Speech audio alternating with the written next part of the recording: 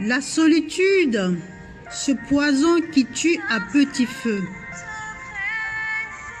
Juger, trahir, mentir. 3 verbes, 3 personnalités, 3 peines. La question qui vient de prime abord, lorsque nous entendons ces verbes, est: que considère-t-on comme primordial dans une relation humaine? Est-ce la proximité? Est-ce le partage des valeurs? Ou est-ce l'intérêt que cela apporte? Bon nombre de nos relations tombent à l'eau, car très vite, nous jugeons. Très vite, nous nous mettons à trahir ces personnes qui semblent près de nous et nous tendent les mains. Pire encore, nous mentons à leur sujet pour paraître crédibles aux yeux des autres. Que nous dit la Bible à ce sujet? Ecclésiaste 4, versets 9 à 12 nous dit: 2 hommes associés valent mieux qu'un seul. À 2, ils obtiennent un meilleur résultat pour leur travail. Si l'un d'eux tombe, l'autre le relève. Au contraire, celui qui est seul est bien malheureux. S'il tombe, il n'y a personne pour le relever. De même, quand on peut dormir à 2, on a chaud. Mais celui qui est seul n'arrive pas à se réchauffer. On peut attaquer facilement celui qui est seul, mais 2 personnes peuvent résister. Une corde tressée de plusieurs fils ne casse pas facilement. Il est bien vrai que 2 hommes associés valent mieux qu'un, mais devrons-nous faire attention à ce que celui que nous appelons associé ne soit pas une occasion de chute pour nous. C'est pour cela que nous avons le choix de la 2e personne. Ceux qui choisissent l'Esprit Saint comme allié, meilleur allié, amis fidèles, ne seront jamais déçus. En d'autres sens, nous devons nous focaliser sur l'esprit qui domine en tout un chacun.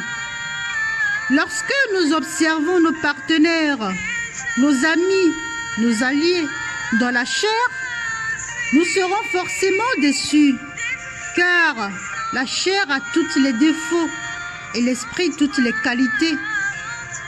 C'est pour cela que nous devons nous remplir de l'Esprit Saint afin de rendre agréable la proximité avec les personnes que nous aimons. En ce sens, nous pouvons clamer haut et fort dans Galates 2, verset 20.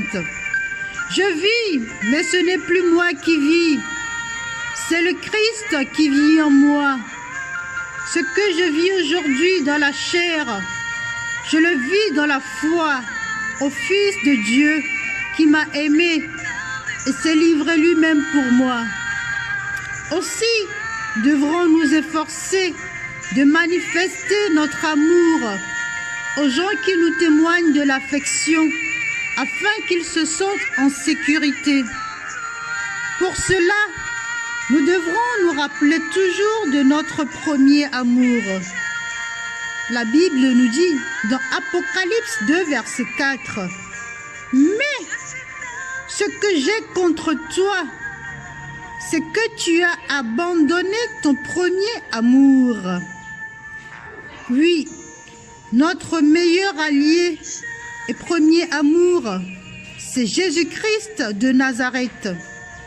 Rappelons-nous-en et ne nous accrochons pas à ceux-là qui nous abandonnent pour N ou X raisons.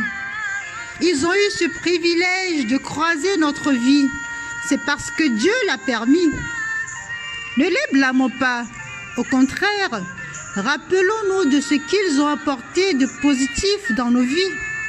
Ceci est un hommage aux personnes isolées, délaissées, abandonnés, ainsi qu'à ceux qui ont été victimes de cette pandémie en perdant un être cher. Remember that there is a God who firstly has chosen you and who will all the time loves you regardless of your situation. Rappelle-toi que tu as un Dieu qui t'a choisi le premier et qui t'aimera tout le temps, quelle que soit ta situation. Alléluia. Demeure béni et n'oublie pas, tu as un Dieu qui t'aime. Tu viens d'entendre la voix de ton humble servante, Anne Ekwe. Amen, amen.